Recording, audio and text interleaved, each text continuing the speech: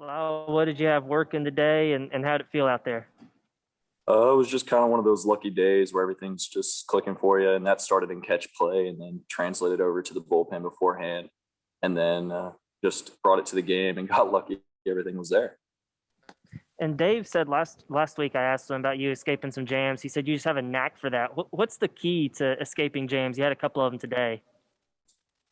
I think for me personally, it's just kind of realizing the situation that you're in and taking it pitch to pitch and kind of walking with the hitter through the at bat and just executing the pitches you want to execute. Matt,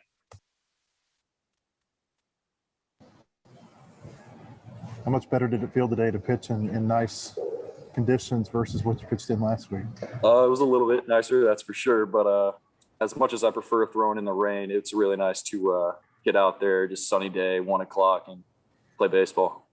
It's nice. With the exception of the two walks, I think to start the eighth inning, the bullpen seemed to pitch pretty well. What have been your thoughts about number one, how they pitched today, and what they did all weekend? Because quite a few innings from them. Yeah, I mean, bullpen guys have just been coming out there, dominating the zone, and doing everything they need to do for us to be a great team. And my kind of idea going out today was those guys have earned a little bit of a break, that's for sure, to just go out there, eat up as many innings as I can, throw up zeros, and kind of give those days, I want to say give those guys a rest day, but kind of make it a little bit easier on them. What were your thoughts of Dylan Leach's performance today? We each had a great job back there. I mean, me and Dylan work together all the time. He catches all my flat grounds. It seems like he catches majority of my bullpens anyways. So me and Leach, ever since the fall when we got here, have been working together, and I think he did a great job back there, calling pitches, framing stuff for me, getting strikes, and keeping stuff from going to the backstop. Bob. Yeah, what was the feeling like in the dugout when Nesbitt hit that dinger, and just how good, Dave's talking about how he's such a popular guy with the team. This is your first year with the team, but what was the reaction from everybody when he did that? I mean, it's just awesome when you see a guy who every day started is what it seemed like coming into it. Like you said, I haven't been here that long, but the guy that kind of was in the spot and gets taken out of the spot, and there's no complaining, no kind of blaming, nothing like that. Just a guy pulling for the next guy on the rope. And then for Nez to go out there, get the chance again, and to put one over the fence is just all the guys kind of smile on their face, kind of knew it was coming. And just to have a guy like that, a great teammate, go out there and do what he does, it's pretty awesome to see. And how much fun is it being part of a 10-0 team? I assume you guys won't go undefeated this year, but you look around the country, look around the SEC, and you're seeing a lot of kind of surprising losses. Just how good is it to be part of this start?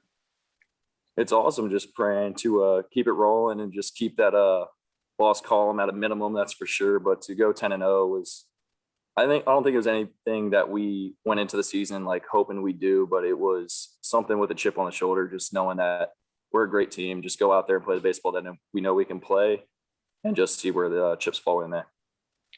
Thanks. Matt or Hush, anything else? Yeah, Colin Smith said yesterday, he said, I came from a mid-major program. I know what they're capable of. You've been through, those type of programs too. To go 7-0 when as capable as they are, just kind of what are your thoughts about that? Because, there have been a lot of teams that have lost, highly ranked teams that have lost mid-majors this year. Mm-hmm. I mean, I think it's goes hand in hand with the COVID thing. You have a lot of the guys coming back and the guys that have been in those type of programs, and they know the systems that they want to run and what works best for their program. And those teams are going to come out there and they're going to want to try and steal a game, steal a series, or even sweep it. They're going to want to come out there and beat you every single day. So, I mean, it's just, like I said, you just go out there, play our type of game, and just see what happens from there. And what were your thoughts on Kevin Kopps when he came in the eighth, when he inherited the two base runners, and maybe just overall how he's pitched since that night that things didn't go well for him against Texas Tech? I mean, Kevin's been working his tail off all fall, even coming in here. I think he's older than me. I think he's a 6th year or whatever the case is. The guy's a great leader for even myself as a 5th year and even the freshman and everything in between. The guy comes in, day out, puts his work in. And I mean, he's really worked for it and earned it. Usher, anything to get in?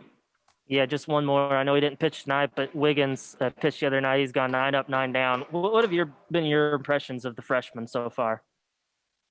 Oh, it's awesome to have a guy like that come in and, like you said, 9 up, 9 down for your first, I think, career 3 innings, whatever the case is.